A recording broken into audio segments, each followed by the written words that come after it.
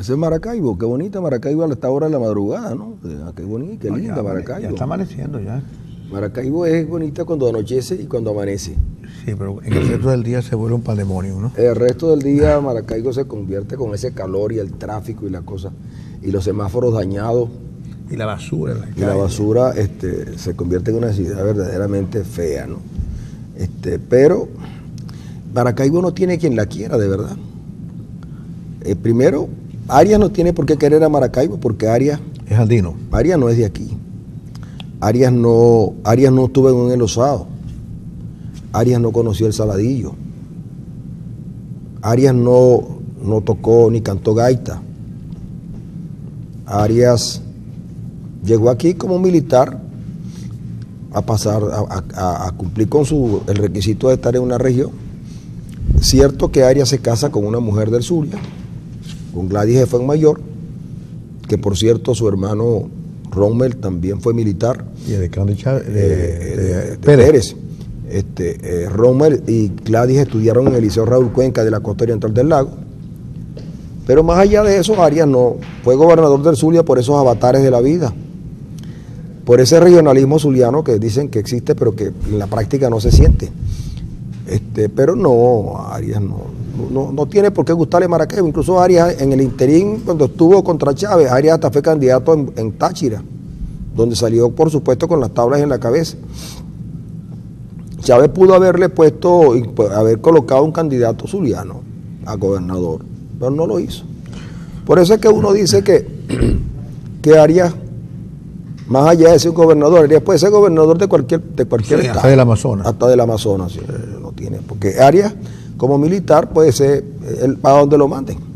Sí, y entonces, por supuesto, Maracaibo, solamente como los militares son la patria. La patria. Y además, como quiera que a la gobernación es la que le dan los recursos, bueno, los recursos, Arias anunció que iba a recoger la basura, compraron unos camiones, los camiones estuvieron en el puerto un tiempo, luego los camiones desaparecieron, algunos pusieron en funcionamiento y a partir de ese momento los camiones, quién sabe dónde estarán. Hay muy poco, ¿ah? Es muy poco, sí, de la gobernación del estado, y tienen un organismo llamado IARA, que el IARA tampoco hace nada, y decidió Pedro Romero porque Pedro se molesta cuando uno dice estas cosas, cuando Pedro era el presidente del Instituto del Patrimonio Cultural, Pedro prohibió con la fuerza de ley que se siguiera construyendo el Paseo Ciencia que Rosales hizo y que todavía está ahí en pie, a pesar de lo que dicen, que los faroles y que son de plástico y que la pintura que usaron no era la pintura de la época y que las baldosas tampoco eran baldosas, sino eran porcelanato, cosas como esas. Entonces impidieron que se construyera la parte que va de Santa Bárbara a la Plaza Bolívar. Plaza Bolívar, por supuesto, también que está en estado deplorable, a pesar de todos los honores que se le rinden a Bolívar de boca, ¿no? Pues la parte esa que construyeron de Santa Bárbara a la Plaza Bolívar, aquello es un peladero que ni los chivos aprobaron. Pero sin embargo, bueno, y después, como hubo una obra culminante de la gestión de Arias en estos 4 años, está la de, hicieron un parquecito ahí a finales del Milagro, y dicen que es la tercera etapa del Paseo del Lago. De verdad que pero hay que reconocer que Arias, yo no le echo la culpa a Arias porque Arias no es de aquí, ni nunca se enraizó en el Zulia, ni tiene que ver con nada. Fíjate tú que en estos días fue que a Arias se le ocurrió, a propósito de una iniciativa de unos zulianos con respecto a la cuestión del lago, porque hay un derrame en el lago terrible de petróleo, y entonces gracias a que una comisión del Congreso de la Asamblea se metió en la cosa, él fue que le dio la mano a uno de los que está en la comisión, porque el ICLAN lo acabaron por completo. El ICLAN lo acabaron tan completo, perdón un segundito, lo acabaron por completo, que hasta había unas plantas eléctricas allí y se las robaron. Después el 6CPC creo que recuperó algunas. Pero el ICLAN, el Instituto para la Conservación del Lago, eso se acabó, pues. El ICLAN lo acabaron en la gestión de Arias y en la gestión del chavismo. Ahora fíjate, se acaba el Inclán y el lago se pudre, porque cuando el Inclán surgió cuando el problema del lago era manejable.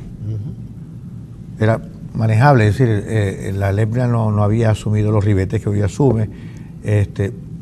Los derrames petroleros podían estar controlados por la PDVSA de entonces. Porque había mantenimiento. Por la PDVSA de entonces, pero hoy en día los que salen perdiendo son los pescadores, que están arruinados. Los pescadores de la costa oriental están arruinados porque se les dañan las redes, las embarcaciones, por el enorme derrame petrolero. Pero el lago, igual que la ciudad, tampoco tiene dolientes. Resulta que el reservorio de agua dulce más grande que tiene Latinoamérica se está pudriendo y se está salinizando. No, y se acabó porque... Es lamentable, pero hoy estamos celebrando. Los franceses celebran hoy la Revolución Francesa. El evento que se produjo en 1789 y que lo culminó el golpe de Napoleón Bonaparte en 1799. Después de que los jacobinos y compañía hicieron de la suya. Pues. Sí, señor. Pero obviamente que la Revolución Francesa fue un hito en el siglo XIX porque fue la revolución burguesa por excelencia y produjo un impacto en toda Europa y por supuesto en el mundo, y hoy todavía vivimos los impactos de la Revolución Francesa porque se impuso el Estado liberal, es decir, se impuso el capitalismo como forma de organizar la sociedad. Incluso el propio Marx señala que la revolución burguesa es el gran hecho histórico del siglo XIX y es el momento constitutivo de la democracia que incluso hoy conocemos, ¿no? Y su lema era extraordinario: libertad, igualdad y fraternidad. Y liquidó el Estado absolutista y monárquico. Por supuesto, en el mundo y especialmente en Francia, hoy se celebra la Revolución Francesa y los venezolanos seguimos llorando por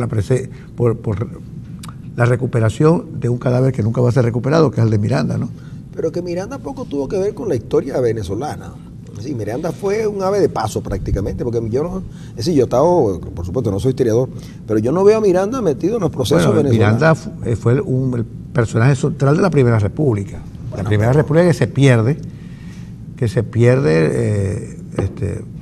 contra los españoles en manos de Monteverde y Boves, y la entrega de Miranda, lamentablemente, un hecho que todavía no ha sido esclarecido totalmente, fue entregado a Monteverde por Bolívar, cosa que es un hecho oscuro que los historiadores muchas veces ocultan deliberadamente. Lo han ocultado deliberadamente. Porque claro. Bolívar, nadie sabe cambio de un salvoconducto, entrega a Miranda a las autoridades españolas y finalmente Miranda muere en pero Miranda la Carraca. Llegó viejo, con unas ideas que en este nuevo mundo no eran conocidas. Miranda no protagonizó nada que nos acercara a lo que después fue Venezuela. Obvio que no se trata de desmeritar a Miranda, ni tampoco, pero Bolívar no lo entregó tanto porque Bolívar se quería salvar, sino porque Miranda en ese momento poco le decía a los venezolanos. Y seguramente Miranda de alguna manera es rechazado por los primeros gestores de la independencia, esas cosas. Bueno, el famoso refrán, el hijo de la panadera, precisamente surge a propósito de Miranda, quien fue rechazado por la nobleza criolla de entonces para formar parte del ejército, claro, porque era canario y el hijo del panadero. Bueno, el caso es que hoy se conmemora la muerte de Miranda, 200 años de la muerte de Miranda. Los historiadores tendrán que enjuiciar el verdadero papel de Miranda, que tuvo un papel estelar. Que no estaría de más si nosotros viviéramos en una sociedad donde el debate pudiera marcar el destino de las cosas. Pero esta es una sociedad donde se nos ha querido decir, por ejemplo, que el Che Guevara fue un héroe en cuanto a la aplicación de los conocimientos de la medicina. Se nos ha dicho. Sí. En algún momento, Francisco, perdona, tendremos que analizar y estudiar este periodo en Venezuela para saber por qué nosotros nos hicimos sumisos de los cubanos y por qué, de dónde vino esta adoración por los cubanos. Poco entendible. Una pregunta ahí. No admiración, sino sumisión a los pero cubanos. una pregunta. ¿Tú crees que los venezolanos, de verdad los venezolanos, no el gobierno, no los láteres de la Revolución Cubana, sienten admiración por No, yo creo que el gobierno se encargó, el chavismo se encargó de que los venezolanos rechazáramos un poco a Cuba, un poco. Porque bastante. Fíjate tú, por ejemplo, a mí me gusta la música cubana, como me gusta la música colombiana y la dominicana y la venezolana. Pero más allá de eso, y reconozco que los cubanos tuvieron también grandes deportistas y también grandes políticos, ¿no? Y poetas y educadores. Y médicos. Sí. Cuba era un país próspero, pero mira, curioso, porque siempre se ha acusado a los norteamericanos de que tenían a Cuba como burdel. Pero mira, viendo bien las cosas, también lo fue de los rusos.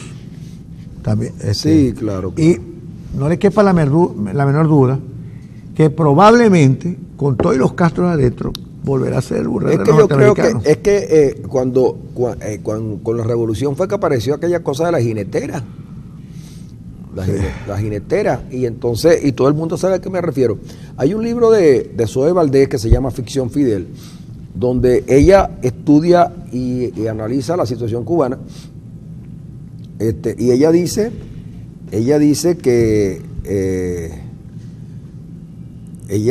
que bueno, que la economía cubana era una economía próspera, que efectivamente había un déficit de democracia, que era muy normal en la Cuba de esos tiempos.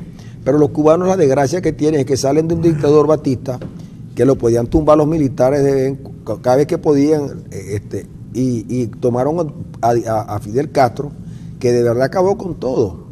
Porque yo me pregunto, ¿cómo puede haber adoración por un presidente y por una revolución cubana, donde hay un solo periódico, un solo canal de televisión, un presidente que es un solo partido, donde la Asamblea Nacional escogen ellos mismos, es decir, donde el cubano no tiene derecho a expresar opinión de nada y donde han pasado el hambre que juega garrote? Primero se entregaron a los soviéticos.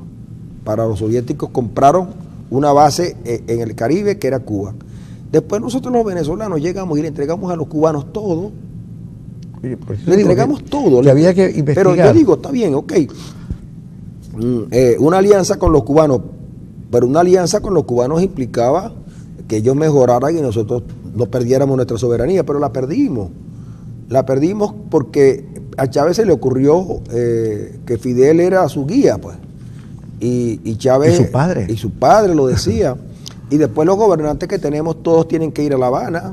Si no van a La Habana, no son. Entonces, da la impresión que nosotros somos una suerte de protectorado cubano. Y por eso es que hoy nos contaba un amigo que está aquí, siempre está con nosotros, y que participa en este programa mucho, Roland Rodríguez, nos decía que en el artículo de Poleo se señala que hablar con Padrino es mucho mejor porque se trata de hablar entre venezolanos, mientras que si la conversación es con Maduro, se estaría hablando directamente con los cubanos. No, yo creo que esa es una travesura de Poleo. Yo pienso que ideológicamente Vladimir Padrino es más afín a los cubanos que Maduro. Yo tengo esa convicción.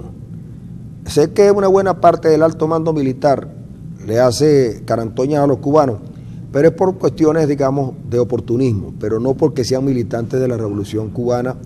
Pero Vladimir Padrino, sí, Vladimir Padrino es un hombre vinculado a los comunistas cubanos. Yo por las razones diferentes a Poleo, creo que con él es que hay que hablar, porque Padrino es el verdadero representante de los cubanos en Venezuela, y vamos a hablar con el representante de los que mandan. Yo siempre dije, mira, y lo tomaban a WhatsApp, que la oposición venezolana debería nombrar una comisión para ir a hablar con Raúl Castro.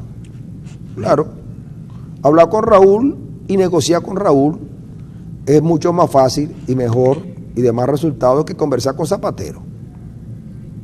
Zapatero, en fin de cuentas, se reúne con Diosdado Cabello y se sonríen los dos con esa sonrisa enigmática que tiene Zapatero y la sonrisa de gallero que tiene Diosdado. Tú sabes que los galleros tienen una risa, ¿no? ¿Cómo serían los galleros? Bueno, no te puedo decir ahora porque tengo gripe, pero los galleros tienen una... Cuando tú, no, cuando tú quieras sentir, vamos a una gallera y ves cómo se relacionan los galleros. Pero Diosdado es gallero. Royales, claro, le encantan los gallos, claro, y eso no lo niega nadie. Digo que en Oriente mucha gente le gustan los gallos y él es oriental. Yo soy uno de los pocos orientales que no le gustan los gallos. Que no le gustan los gallos. Pero no por atavismo de que se matan los animalitos, sino que no me gustó nunca ir aunque vi muchas peleas de gallos, pero nunca, siempre fui acompañando a alguien. Pero mientras Zapatero nos dice que viene a mediar, Cabello dice, con la oposición no negociamos absolutamente nada. Entonces, es una posición de fuerza que acompaña a Tarek El Aizami cuando dice que no hay elecciones de gobernador y tampoco revocatorio, y entonces resulta que Diosdado Cabello, que debe tener suficiente fuerza como para poder justificar esta postura, esta posición, lo dice, y yo me imagino que Zapatero estará preguntándose entonces qué estoy haciendo yo aquí. Hay mucha gente que debe estarse preguntando eso que hacemos nosotros aquí, porque Istúriz debe estárselo preguntando también. ¿Qué hago yo aquí? Porque realmente fue totalmente desplazado de la vicepresidencia en Venezuela. Es un adorno, es una cosa que es como el viceministerio de la felicidad, la vicepresidencia ejecutiva en Venezuela. Yo creo que es mucho más, tiene más visibilidad en este momento. El Ministerio de la Felicidad. El Ministerio de la Felicidad, porque la felicidad puede conseguirse en cualquier momento. Pero verdad que nadie sabe. Ahora, lo que sí es cierto es que hay tantas contradicciones en el gobierno, porque Maduro llama a dialogar a Ramos Alud cada vez que puede, y cada vez que puede le envía su respectiva yuca, su respectiva, ¿cómo se llama? Su respectivo pepino. Pero Diosdado dice que no hay manera de negociar. Y Zapatero dice, llama al diálogo, y Samper llama al diálogo, pero no hay posibilidad de diálogo si no hay una agenda previa. El gobierno dice que no va a poner condiciones, pero de hecho pone condiciones para discutir. Y la oposición pone sus condiciones, que son las que realmente son el nudo central de la discusión en el país. ¿Cuál es? El canal humanitario, el referéndum revocatorio y la libertad de los presos políticos. Porque de comisiones de verdad estamos hasta la coronilla. ¿Pero cuál comisión para establecer qué verdad? Exactamente. ¿Cuál es la verdad que quiere resolver el gobierno con la comisión de la verdad? Los 43 muertos, eso está documentado, Maduro. Eso está súper documentado. Según inclusive el fiscal que se fue corriendo hacia Miami, señala que el propio jefe del SEBIN casi le ordenó, lo combinó a que dijera que Leopoldo López había sido el responsable directo de la muerte de Basil da Costa, cuando todo el mundo sabe, y incluso está el nombre del funcionario que mató a Basil da Costa.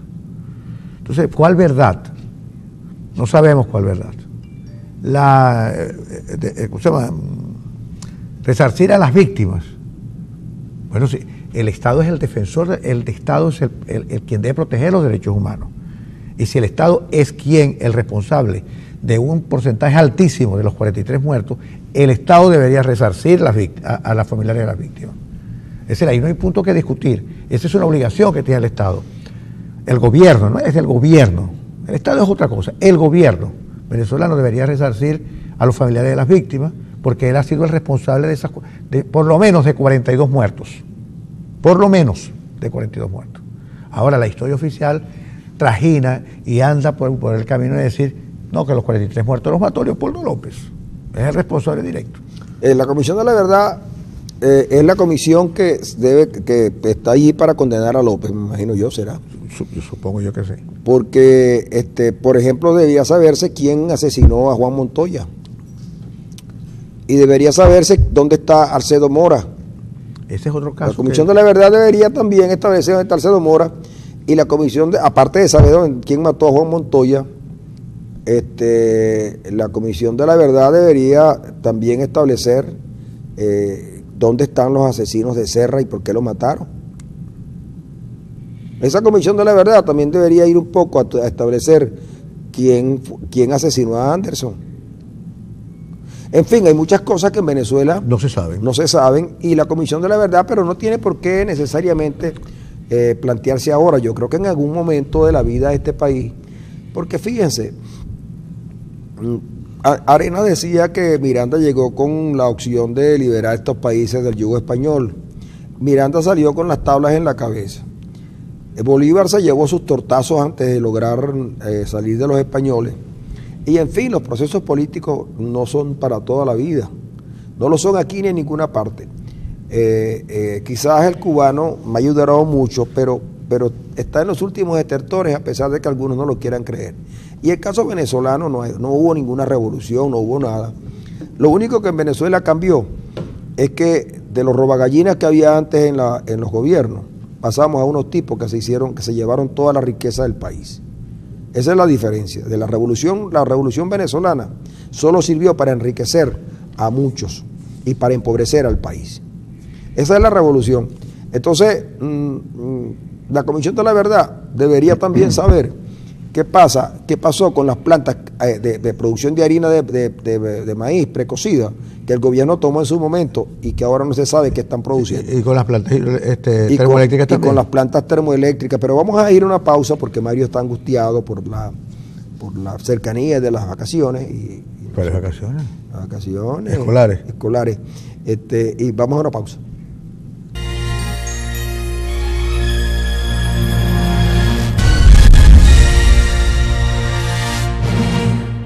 Aquí seguimos, amigos. Hoy es jueves, bastante aquejado con una gripe que no termina de marcharse. Pero quien sí se marchó fue Freddy Rodríguez. Oye, ayer nada más decíamos que estaba atornillado en el puesto, que tenía como 8 años ahí. Que Freddy no vaya a creer que nosotros ayudamos a que saliera. No, señor. Fue Freddy Rodríguez hidrólogo. Por lo menos ayer se despidió de su programa de televisión en una televisora regional. Se va Freddy Rodríguez. Ojalá que con la idea de Freddy Rodríguez llegue el agua. O por lo menos que se nombre un presidente que vive en Maracaibo. Sí, bueno, porque duró muchos años allí, ¿no? Muchos años Freddy Rodríguez. Bueno, gracias a Dios que se fue Freddy Rodríguez de Hidrolago. Esperemos que a quien nombren ahora se encargue de llevarle agua a los zulianos. Aunque yo tengo la percepción de que en Maracaibo vamos a pasar problemas de agua graves en los próximos años. Es que yo creo que estamos pasando no tanto, ya, ¿no? Sí, pero más grave que lo que tenemos ahora. No tanto porque los embalses estén secos, porque esos embalses pueden recuperarse en 2-3 años, a buen llover y haciéndole el mantenimiento adecuado. El problema son las aducciones y las tuberías por las que viene el agua de los embalses. La mayoría de esas tuberías, con la escasez que hubo en estos tiempos, fueron horadadas por la gente que, no teniendo agua, las perforaron. Eso le quitó a las tuberías presión, y se pierde agua, y entonces algunas de esas están muy sedimentadas y va a haber inconvenientes con el agua en Maracaibo. Ese es un tema que la alcaldía, con los técnicos conocedores de la materia, deberían tratar en el corto plazo. Pero ya vemos que aquí eso no importa mucho. Cuando ocurre la cuestión, entonces los compañeros de la alcaldía y de la gobernación actuarán. Ellos no les importa nada. Dios quiera que si la gente protesta, ellos salen. Si no protesta, no pasa nada. Pero el problema del agua en Maracaibo se va a agudizar. Y lo digo nuevamente, no solamente por razones de los embalses que pueden tener todo el agua, sino que la distribución hay que volverla a replanteársela, porque los sistemas han sido dañados. Al punto que mucha gente señala que algunas válvulas madres que son muy importantes para distribuir el agua, la gente las maneja a su antojo, y algunas las han dañado, y algunos se han apoderado de las válvulas. Tienen propiedad la válvula, y llega agua a un sitio y a otro no llega. Sí. Y como aquí no hay autoridad, aquí en el Zulia no hay autoridad. Y a mí me da cosa con el gobernador, porque él... ¿Cómo que te da cosa con el gobernador, Francisco? ¿Cómo que te da cosa? A mí no me da cosa con el gobernador. A mí me da cosa con Mario, con Ronald, con No, este pero- muchacho que se la pasa, por no, supuesto, corriendo de una circunvalación a otra. Pero por el gobernador. ¿Qué cosa con el gobernador? ¿Ah? Pero Por Salvador González me da cosa. Que ha tenido que irse porque tiene problemas familiares y personales. Pero por el gobernador, ¿qué cosa es? no, pero es que a mí me da cosa con el gobernador. Porque el gobernador del estado, y lo voy a decir así como lo siento, pobrecito, ante los índices alarmantes de inseguridad, el hombre decidió No salir de su casa. no quitarse la camisa y la corbata. ¡Ña! Super Arias. Y se convierte en el presidente de la policía, el jefe regional de la policía. Oye, como cosa curiosa, la inseguridad se disparó. 80% me anotan aquí, pero resulta que en la avenida 5 de Julio, en la muy transitada avenida 5 de Julio, ayer a un ciudadano que estaba en una de las esquinas de esa avenida, lo asaltaron a mano armada. Le pusieron una pistola en la cabeza para quitarle un teléfono. Ah, Y el tipo se fue caminando, buscando así rumbo a la avenida Delicia, caminando muy tranquilo. Y él trató inútilmente de buscar, como ya no tenía teléfono, de buscar a alguien, un policía. Pues. Los vecinos, comerciantes y tal, aquí, mami, nada, le quitaron un teléfono que le había costado un ojo de la cara, porque esos teléfonos cuestan mucho dinero. Y entonces, ¿sabes qué le dijeron? Se pusieron los comerciantes, unos comerciantes que estaban ahí, a ver en cuánto tiempo pasaba una patrulla. Pasaron 3 horas hasta que pasó un jeep que no tenía nada que ver con el asunto. No estaban esperando a la policía para hacer ninguna denuncia, porque el robo de los celulares no se denuncia. Pasaron 3 horas sin que pasara una patrulla por la avenida 5 de Julio. pero ¿sabes dónde? 3 horas. ¿Sabes dónde hay policía? ¿Dónde? En la casa del gobernador. Ahora, no, en la casa del gobernador hay como 40 policías resguardando al gobernador. Pero resulta que cuando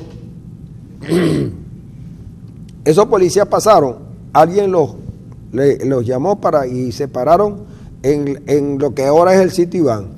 Ahí se pararon. Y entonces le dijeron que, caramba, que la avenida 5 de Julio, y le dijo el tipo, la avenida 5 de Julio no. La de al lado, la 76, la 78, la 79, la 80, la 81, y todas las avenidas están sin policía. Entonces le dice, ¿pero y qué pasó? Bueno, nosotros estamos haciendo el trabajo, pero no tenemos patrulla, porque las patrullas no tienen caucho, las patrullas no tienen batería, las patrullas están sin repuesto. Y entonces algunos comerciantes ayudan, pero no pueden con todo. Los cuadrantes están reducidos a pequeños círculos bolivarianos. Sean cuadrantes bolivarianos. Son los circulitos bolivarianos, porque ya no hay cuadrantes, pero si no hay patrulla. Entonces, tienen razón los policías. Y yo me pregunto, ¿y qué hace Super Arias? Está en el Palacio de la Justicia a luchar por justicia. Ahora, No hace nada, porque es que no puede hacer nada. Pero fíjate, si yo fuera... Entonces yo sí tengo razones para tener cositas por el gobernador. No, precisamente, yo no siento ninguna cosa por él, porque ¿quién lo manda a hacer promesas que no se pueden cumplir? Una de las promesas que yo no voy a hacer en mi campaña electoral, que ya comenzó, es decir, voy a reducir la inseguridad a 0, porque eso es un hecho estructural que no puede ser reducido a 0, no puede. Yo puedo hacer un esfuerzo gigantesco para reducir, no la inseguridad, sino reducir las posibilidades de que la gente sea asaltada diariamente en la calle. Pero yo no puedo reducir la inseguridad a 0. Es un problema estructural de la sociedad venezolana hoy en día. Y es un problema estructural casi de fabricación gubernamental, porque cuando un gobernante dice el que robe por necesidad está justificado, Y eso abrió un canal amplísimo para que la gente tuviese una justificación gigantesca para poder atracar a quien le diera la gana porque tenía hambre, porque su hijo estaba enfermo, porque su suegra se resbaló en el baño, por cualquier razón. Alguien puede justificar que roba, inclusive que mata. Entonces, si el discurso oficial, si la retórica oficial abrió la espita para que eso se produjera, yo no siento ninguna cosa por ninguno de los gobernantes que han producido un discurso que instaló la violencia en la sociedad venezolana. Mira. Al contrario, temo que con la presencia ahora estelar de los militares en el poder, la cosa mejore. Eso se incremente. No se incremente. Ayer, por cierto, te iba a comentar. No, pero te iba a comentar lo que pasó en una urbanización cercana a la Circunvalación 2. Ahí en no puede ser, la Circunvalación 2, pero la parte de acá del norte de Maracaibo. Entonces, ahí hay una cancha donde los jóvenes de la urbanización practican tenis. Bueno, cuando estaban en lo más entretenido, dándose vítores, llegó un ladrón que se baja de su carro anda atracando, pues. Y entonces llegan y le quitó una cadena a una señora, pues. Además, un ladrón sin dignidad, una señora mayor. Sí, muy viejita. Le quitó la cadena. Y entonces el tipo le quitó la cadena y la cartera a la señora y se pega la carrera.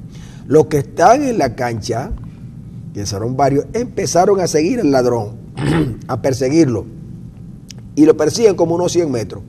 El ladrón, en vista de que no, el hombre del carro también huye, entonces el ladrón dice, aquí no queda más remedio, y saca un revólver. ¿Sabes qué dijo? Vuelvo en cara. Entonces la gente, cuando el tipo saca el revólver, comienza a correr y pasan en tropel todo lo que está por ahí, por donde está la cancha. En la cancha han quedado un señor con su hija y un señor más que está allí porque no podía correr porque tiene un problema con una pierna. Y él se quedó ahí, además que no tiene afán de justiciero. El ladrón llegó otra vez a la cancha. Le dijo al señor que estaba con su hija que le diera todas las pertenencias. Y el tipo le dijo, lo único que tengo es un mono sin bolsillo. Y una franela vieja de esas que dicen... ser rico es malo. Que dicen, ser rico es malo. Bueno, al señor que tenía el yeso, lo único que le faltó fue que le quitaran el yeso. Sí, señor. Le quitó todo. Y les dijo, mañana vuelvo. Y desde ese momento, la gente para ir a la cancha está arriba en los edificios viendo a ver. Y entonces el hombre se apoderó de la urbanización. Y ahora les cobra peaje y estacionamiento a los que van a entrar ahí. Eso lo sabe la policía, que está en los alrededores de Caridad del Cobre. Pero me dicen que los policías, pobrecitos ellos también me dan cosas, ellos para poderse redondear un sueldito, ahora cuidan algunos sitios. Sí, y además... En algunos lugares de Maracaibo usted ve que hay vigilancia, 4 o 5 policías mira, cuidando. Y otra cosa más, los policías ahora hacen... La policía motorizada. Hace transporte sí. de valores y de dinero a los bancos para ganarse un dinerito. Porque se ganan el dinerito y los comerciantes no tienen que pagar grandes cantidades de Bueno, muchos negocios han contratado policías que están dando vueltas y los comerciantes para evitar los atracos les pagan. Ahora, eso tiene solución. A mí no me da cosa afortunadamente, yo tengo mucha esperanza y mucha fe en Dios que el general Padrinos ahora en su nuevo cargo de copresidente de la República pueda ayudarnos. Lo dijiste bien. Copresidente. Sí, pero yo te digo, a diferencia de otros que ven en el general Padrino el mantenimiento del status quo, yo confieso que tengo toda la fe puesta en que el general Padrino, en su función de copresidente, pueda resolvernos por lo menos uno que otro problema. Está bien que ya no nos traiga la harina de maíz precocida, porque para eso se encargó Arias y sus amigos, pero por lo menos que nos traiga tranquilidad y seguridad a los venezolanos. Pero fíjate como tú coincides con Alcalá Cordones, que ayer en una entrevista con Patricia Dañor en CNN, decía exactamente lo mismo que tú estás diciendo. Es decir, él cree que el rol que va a jugar ahora Padrino López va a ser definitivo en la resolución de algunos problemas en Venezuela. Inclusive él se plegó a Padrino López, el general Alcalá Cordones. La entrevista fue interesante porque la entrevista tuvo dos momentos cruciales. Uno, cuando él interpeló directamente al gobierno de Maduro para decir que eso era un gobierno corrupto, que era necesario. Y el otro momento fue cuando él se plega a Padrino López y él dijo que él creía en Padrino López y Padrino iba a resolver el problema. Ahora, si no lo resolvía, por supuesto la sociedad le va a demandar una respuesta a Padrino López, pero él tiene confianza plena en Pero lo interesante es que chavistas, neochavistas y personas como yo, que somos de todos los grupos, tenemos nuestra esperanza puesta en Padrino López. Yo nunca supe que en Venezuela se hubiese dado la figura de la copresidencia. Yo pensé que podía haber cohabitación una vez que ganaron la oposición ganó la Asamblea Nacional, pero la copresidencia yo no la conocía y yo tengo la convicción de que el general Padrino por lo menos representa un partido que tiene cómo garantizar el proceso. Porque, claro, Maduro representa al PSV y Padrino representa al Partido de los Militares. Y el Partido de los Militares está más cohesionado que el PSV, que el PSV es una pelea a muerte. Es que yo creo, Francisco... Fíjate que Aristóbulo Istúriz dijo que ahora sí van a entrar ellos a los puertos. Bueno, porque los puertos... Ahora yo no sé si a los puertos de Altagracia. No, a Bolipuerto, pero es que Bolipuerto Chávez se los legó, se los dio a los cubanos. Una cosa inusual, es decir, entregó soberanía nada menos y nada más que del manejo de los puertos, que es una cosa que debe ser fundamental para el Estado, porque por ahí llegan y salen mercancías y eso pues, puntos estratégicos para cualquier confrontación, si es que las hubiese. Y uno no entiende, uno realmente no entiende, nunca entendí esa actuación de Chávez de entregar los puertos, las notarías, los registros, parte de sectores importantes de las Fuerzas Armadas, de las policías, y de la policía política sobre todo. Nunca entendí esa cuestión de Chávez. Ahora, yo te digo una cosa, yo no le tengo confianza a los militares en el manejo de la cosa pública, no le tengo, de los aspectos fundamentales de la República. La República debe ser civil. Los civiles deben dirigir la República. En la presencia de los militares. Pero yo estoy de acuerdo contigo, yo no te interrumpo el discurso, pero yo estoy de acuerdo contigo, pero Arena, estamos en una situación tan difícil que solo nos queda, después de Padrino López, solo nos queda encomendarnos al Señor.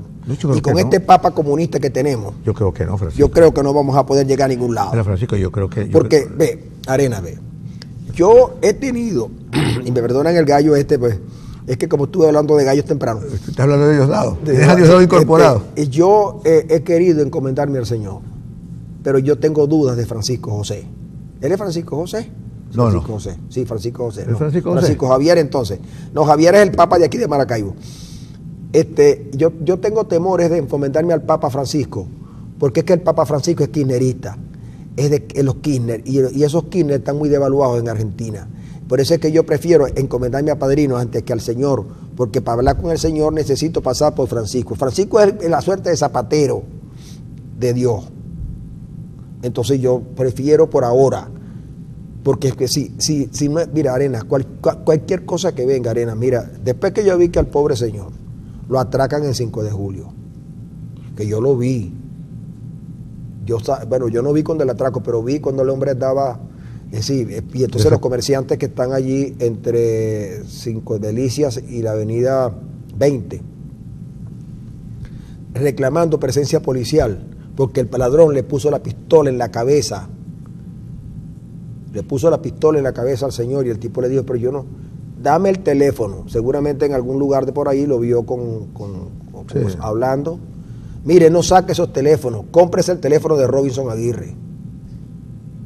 Si usted quiere que inclusive igualito, desconchado, sí. Con las teclas volteadas. No compre esos teléfonos para ver el Pokémon Go. No.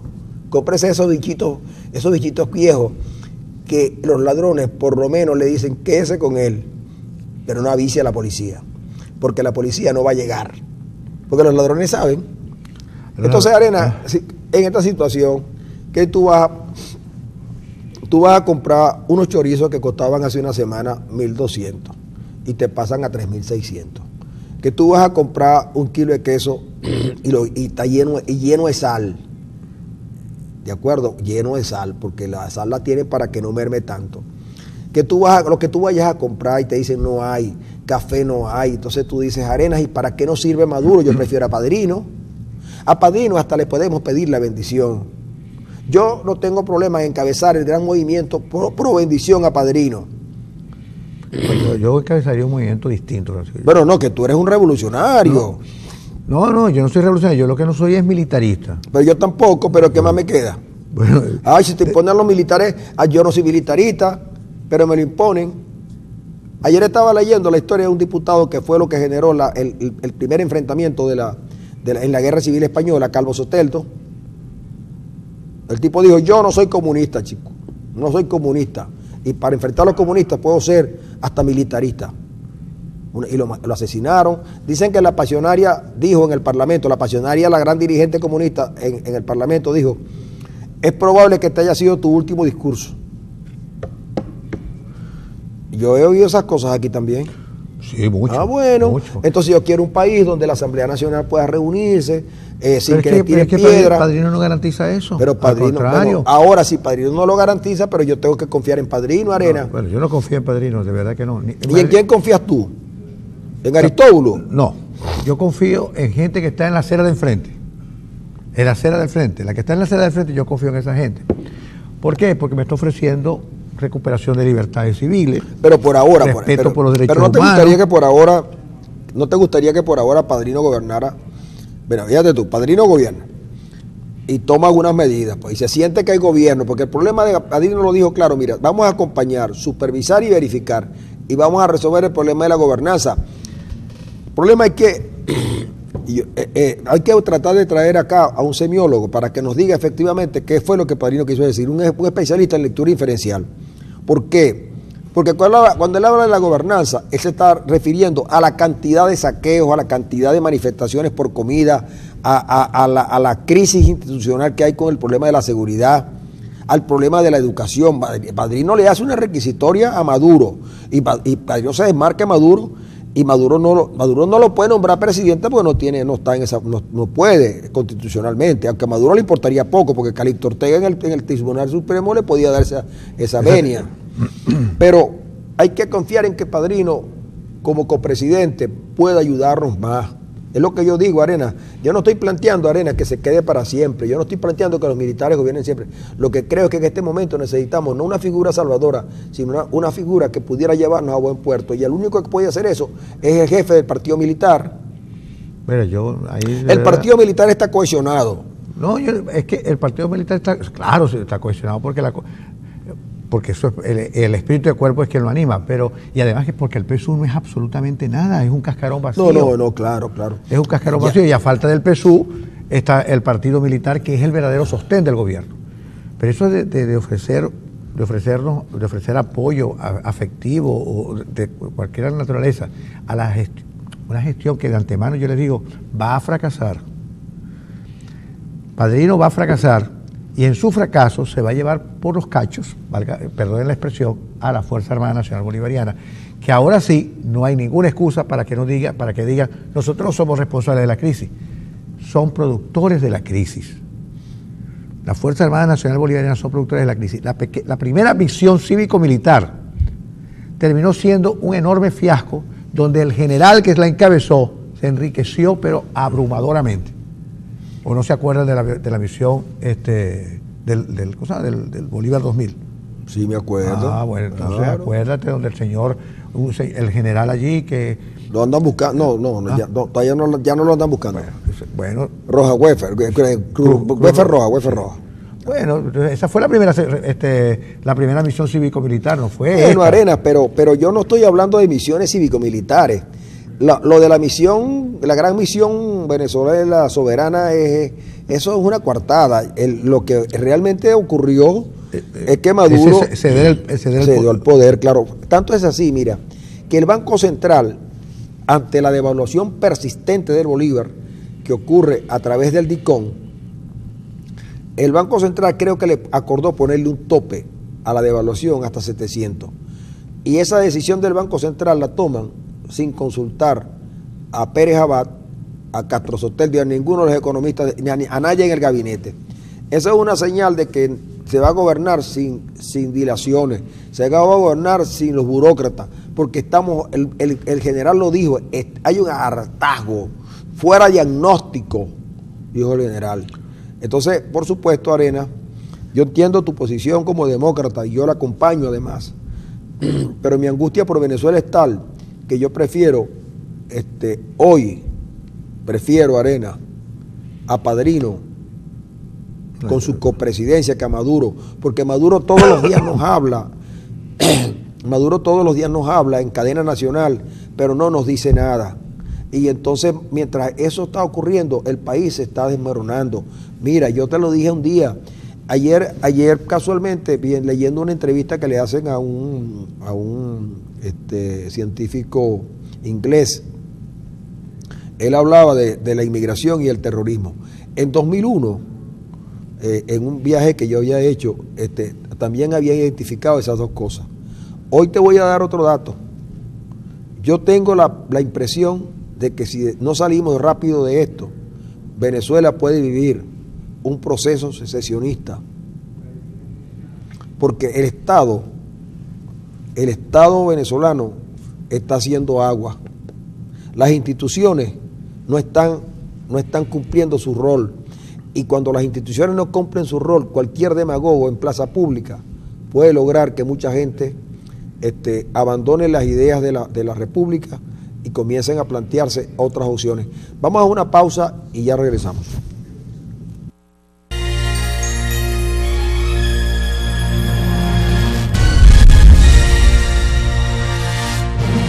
Amigos, ahí estuvimos disfrutando de esa música tan hermosa, la que interpreta, la que cantaba en su momento el señor Héctor Lavoe,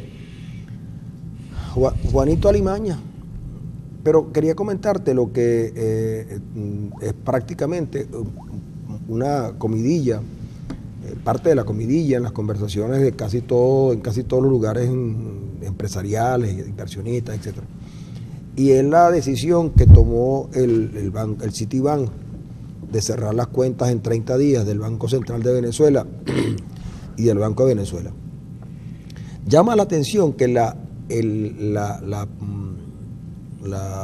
respuesta del banco a lo que Maduro dijo que era el bloqueo financiero. Si Maduro habla de bloqueo financiero es porque de alguna manera el Citibank estaba sirviendo como agente del gobierno nacional. Y al dejar de hacerlo, el gobierno tiene que buscar rápidamente o otros bancos en Estados Unidos o bancos en el exterior. Habría que ver las razones que el Citibank tiene que no ha expresado, porque esto que dice, y la tengo aquí en pequeña, dice, la decisión se toma como resultado de un exhaustivo análisis de la gestión de riesgo. Eso lo dice el Citibank. Lo dice el Citibank. Ahora, no hay más información sino la gestión de riesgo. Obvio que la banca tiene que tener cuidado con estas cuestiones porque hay mucho capital, digamos, mal habido, si se le puede dar ese nombre, que circula por el mundo. Ya vimos los casos de Andorra, que salpicó a unos bancos en Madrid. Vemos el caso de este gigante bancario HSBC,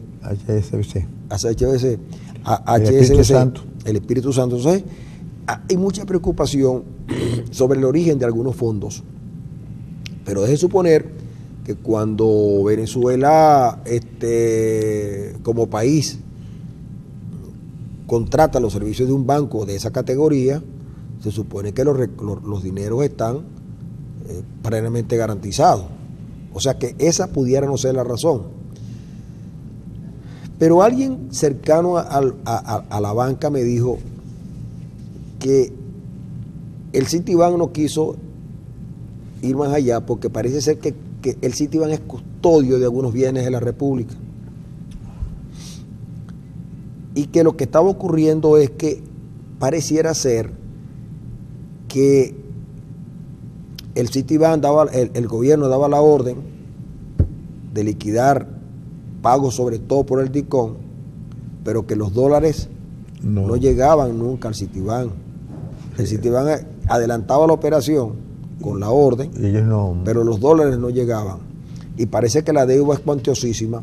Solo con el Citibank. Con el Citibank. Eso me dijeron algunos. Pero no hay explicación suficientemente clara. Y creo que me da la impresión que fue una torpeza la del presidente Maduro, el de haber señalado eso como un bloqueo financiero. Realmente no se trata de un bloqueo financiero, solo que esta era una decisión que se esperaba en algún momento, pero por lo que te estoy diciendo. Ahora, ¿qué puede ocurrir? Que el gobierno le abra a cada banco la oportunidad de entregar dólares a sus clientes. El gobierno lo había centralizado en el Citibank. Pero lo que me llama la atención es por qué el Citibank también cierra la cuenta del Banco de Venezuela. ¿Por qué la del Banco de Venezuela? No el Banco Central, sino el Banco de Venezuela. No, porque el Banco Central, el Citibank acordó cerrar la cuenta del Banco Central de Venezuela y cerrar la cuenta del Banco de Venezuela. Sobre el Banco Central de Venezuela dijo lo que ya se sabe, que están analizando la gestión de riesgo, pero la del Banco de Venezuela sí es verdad que no está clara. Sin embargo, tengo acá una información que dice: la decisión del Citibank de cerrar una cuenta que representa un gran negocio para el banco tiene otras aristas. Ese banco tiene una parte de las reservas internacionales de Venezuela a su resguardo. Aún no se ha hecho público qué va a ocurrir con el oro, que bajo un curioso esquema fue expatriado de Venezuela. El gobierno de Venezuela no explicó por qué se produjo aquel enorme envío de lingotes de oro fuera del país y por qué se hizo a la medianoche, de una manera apresurada y sin la consideración de la Asamblea Nacional ni otra institución que pueda dejar para la historia al menos una explicación de ¿Y dónde fue? Eso no se sabe. Citibank le dio al gobierno de Maduro 30 días para buscarse otro intermediario financiero, al entregar a otro banco 2 cuentas del gobierno y 20 cuentas de ciudadanos venezolanos al Citibank. Deja ir un negocio altamente rentable que le ha producido enormes ganancias en las últimas décadas. Ningún operador financiero regala a sus competidores negocios millonarios, a menos que esté siendo amenazado su funcionamiento como empresa y que por la realización de ese negocio puede haberse perjudicado penal y económicamente. La excusa del control de cambio no aplica a la decisión del Citibank, ya que este banco trabaja con divisas directamente. El gobierno de Maduro usa el Citibank para todas las transacciones internacionales en Estados Unidos y en todo el mundo. Citigroup dijo este martes en Nueva York que suspenderá las cuentas del gobierno y 20 ciudadanos, pero que ha decidido dejar de banca corresponsal y el servicio en plena operatividad en el país sudamericano, es decir, son 22 cuentas suspendidas, 2 del gobierno y 20 de particulares cuyos nombres no han sido revelados. No la totalidad de las cuentas. A pesar de la decisión, el banco continuará su compromiso con el país, el comunicado. Dice además... Es decir, que va a seguir operando el banco. En los últimos años, grandes bancos estadounidenses han sido acusados y multados por la violación de las leyes contra el blanqueo de dinero en Estados Unidos. En particular, Citigroup ha sido reprendido varias veces durante las últimas 2 décadas por permitir que algunos grupos utilicen el sistema financiero para legalizar dinero sucio y ha tenido que pagar costosas multas por no seguir las normas de blanqueo de capitales de forma inadecuada. En un reportaje del Wall Street Journal se destaca la opinión de un portavoz de Citigroup al ser consultado sobre el tema del lavado de dinero y dijo que el banco toma muy en serio su obligación de ayudar a proteger el sistema financiero contra el abuso y tomará las medidas apropiadas para evitar que eso ocurra. El Citibank es una de las instituciones financieras que fue señalada en el escándalo de Andorra y forma parte de la investigación que realizan las autoridades norteamericanas sobre este caso. Otro reporte mostrado dijo que los narcotraficantes y lavadores de dinero supuestamente utilizan cuentas con los 3 bancos en el movimiento de decenas de millones de dólares en todo el mundo, con 9.3 millones de dólares restantes en las cuentas de Citibank y Deutsche Bank. Es decir, esto tiene algún trasfondo que los venezolanos, por supuesto, no sabremos.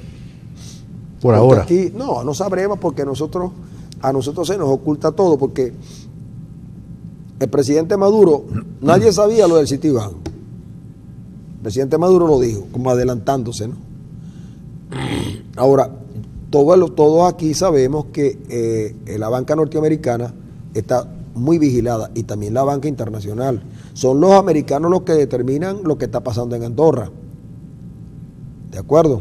¿Tú crees que ellos hayan detectado alguna irregularidad en el manejo de fondos venezolanos allí? O lo que yo te estoy diciendo. Si Venezuela no tiene activos con que responder, por ejemplo, a un crédito que no es un crédito financiero, sino ni un crédito comercial, sino, digamos, como había antes en los bancos, un sobregiro, y el banco determina que habiendo dado un sobregiro o en opciones de sobregiro no hay garantía, cierra la cuenta. Porque hay un detalle allí que es interesante, que es ese que dice que nadie entrega un negocio tan rentable por nada. Pues. Esto deja entrever que algo está pasando. Algo muy irregular. Muy irregular para que un banco deje a un buen cliente. Un buen cliente como este, donde se gana muy gran dinero. Esta cuestión que aparentemente lanzó Maduro, quién sabe, mal asesorado, va a traer cola. Va a traer cola porque resulta... Pero esa cola es más a nivel internacional, de analistas financieros a nivel internacional que bueno, que pero que ponen en peligro la opción venezolana de pedir crédito. Fíjate tú, Venezuela tiene tiempo que no activa la puesta de la emisión de bonos. ¿Por qué? Porque a Venezuela le quieren cobrar los intereses muy elevados. Argentina pasó por un caso similar, pero porque Argentina tuvo un default y la banca internacional le frenó la cuestión. En el caso de Venezuela, que Venezuela ha estado pagando, no se explica cómo los intereses son tan elevados. Es verdad que la economía venezolana pasa por dificultades, pero también es verdad que Venezuela ha venido pagando. Una de las cosas que se comenta en el caso de unos señores que están detenidos en Nueva York y que llamó la atención de los investigadores a nivel internacional, no solamente lo referido a al presunto tráfico de estupefacientes, y que la DEA los tomó por sorpresa y les sacó información que ellos probablemente no querían dar, no es tanto el tráfico de drogas, probablemente haya sido el blanqueo, porque de lo que no se ha hablado es de las razones por las cuales el tesorero de la nación y el tesorero de PDVSA, que era el mismo, saliera de los dos cargos sin ningún tipo de explicación. Se comenta sí que pudiera haberse estado utilizando a PDVSA como una lavadora y no chaca. Entonces, mira, ¿tú crees que Chano vino a Venezuela a darle la mano a Maduro? No, vendría a conversar sobre otras cosas más. Es decir, no viene a sacarse la fotografía con Maduro. Por supuesto. ¿Tú crees que Chano, cuando conversó con Diosdado Cabello en Haití, el poquito tiempo que conversaron, ¿tú crees que fue para tomarse la fotografía? No, obviamente que bueno, son cuestiones. Fíjate tú, por ejemplo, que estos días está Kerry en Moscú, tratando de acercar una posición para que el gobierno sirio y los rebeldes sirios se sienten en una mesa a conversar. Acercar posiciones para tratar de sacar ese país de la situación en la que está. Y una de las salidas que se maneja en la crisis siria es la salida del presidente sirio. Y el presidente sirio señala que ellos no han autorizado a los rusos para que hablen en su nombre. En Venezuela, algunos comentaristas, en virtud de que no tienen información confiable, especulan que es posible que en Venezuela se estuviera manejando algo parecido. Y si nos atenemos a las decisiones del gobierno en términos de compartir el poder con un ministro que es militar, da la impresión de que estamos en presencia de un proceso de transición, no el deseado, pero sí un proceso de cambio, digamos, pactado.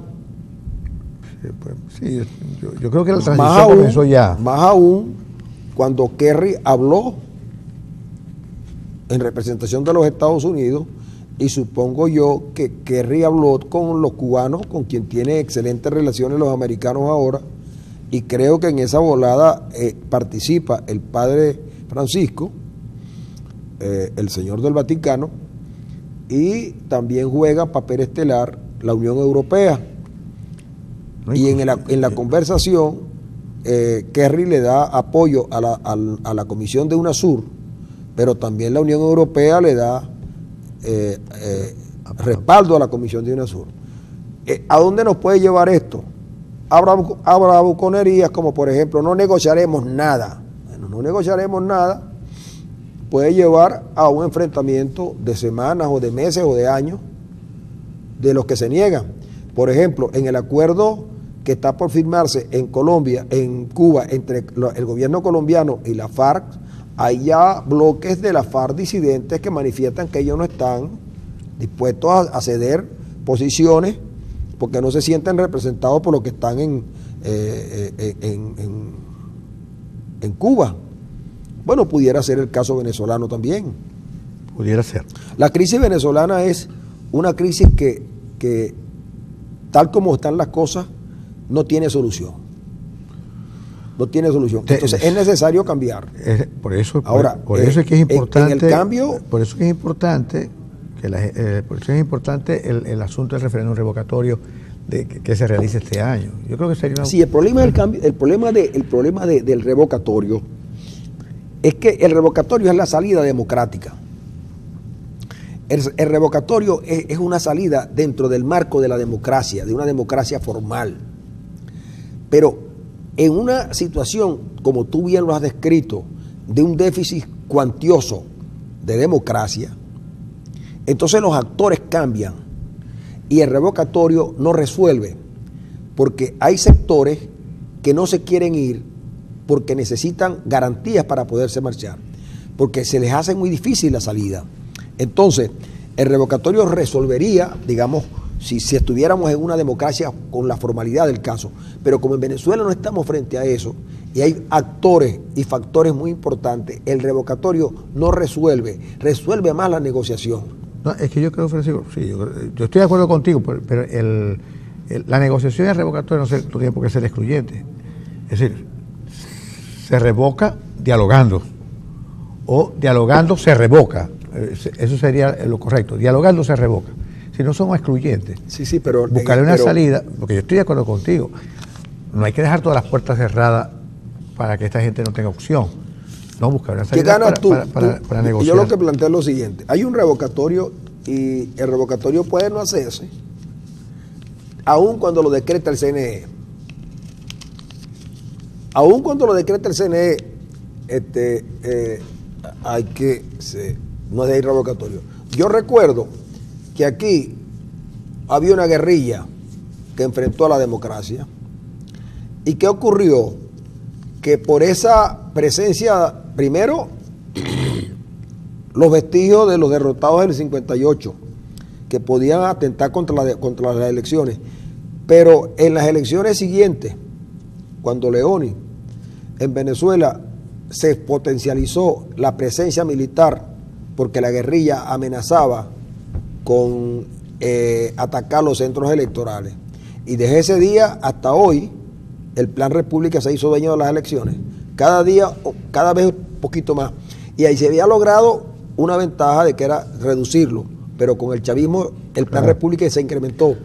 Ahora bien... Es que, fíjate, de seguir la lógica que teníamos, del 58 hasta, el 90, hasta los años 90, probablemente el Plan República hubiese dado paso a la supervisión del proceso electoral por civiles nada más. Claro. Pero llegar del chavismo... Exacto, pero entonces ahora, mira, Arena, el revocatorio tiene la siguiente particularidad, que el revocatorio necesita que el ganador, que el presidente pierda la elección con respecto a la voto que se sacó anteriormente. Basta con que tú generes algunos inconvenientes, y tienen con que generarlos a la hora del día de las votaciones, para que ese proceso se lo lleve. Entonces, quien no se lo debe llevar, la salida que queda a partir de allí es un enfrentamiento que se sabe cuándo va a comenzar, pero nunca cuándo va a terminar. Por eso es que yo digo, está bien, los conversadores tienen que tener principios, por supuesto, para poderlos llevar a la mesa, pero no pueden aislarse de la situación real del país. Bueno, es que todavía no nos vamos, faltan todavía 2 minutos. El problema es, Francisco, te lo voy a expresar y lo explicamos mañana porque ya estamos sobre la hora. Hay que ser realista confiando. Realista confiando. Yo creo que el referéndum revocatorio es una salida realista.